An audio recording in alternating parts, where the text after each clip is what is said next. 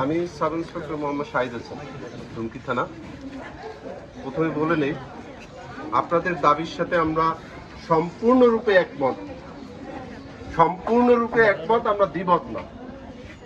আমাদের থানায় আপনাদের যে আজকের যে বিষয়, এই বিষয়ে আমাদের থানায় ভিকটিম নিজে, তার কোনো নিজস্ব এখানে অভিভাবক নাই, নিজে আসার সাথে সাথে আমার ওসি স্যার আমলে নিয়ে ট্রাউজার পরে, টি শার্ট পরে, ছদ্মবেশে সাথে সাথে এলাকায় গিয়ে সঠিকতা যাচাই করে এ বিষয়ে কঠোর পদক্ষেপ নেওয়ার লক্ষ্যে মামলা নিয়েছে।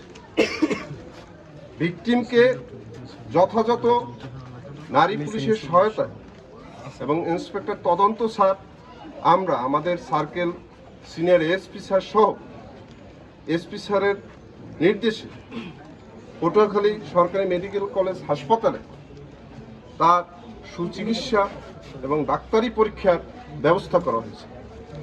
আপনাদেরকে আমরা ধন্যবাদ জানাই যে আপনারা বর্তমান প্রেক্ষাপটে আমরা দেখতে পাচ্ছি, ফেসবুক খুললেই দেখা যায় বলাৎকার, ধর্ষণ।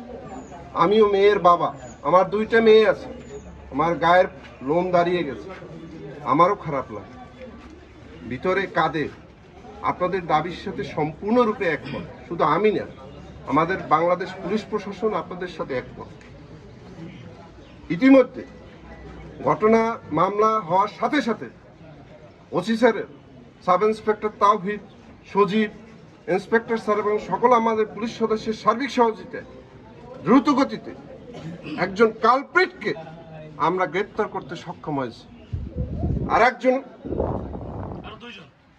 আমাদের মামলায় ভিকটিম তথা বাজি 2 জন আসামির কথা উল্লেখ করেছেন।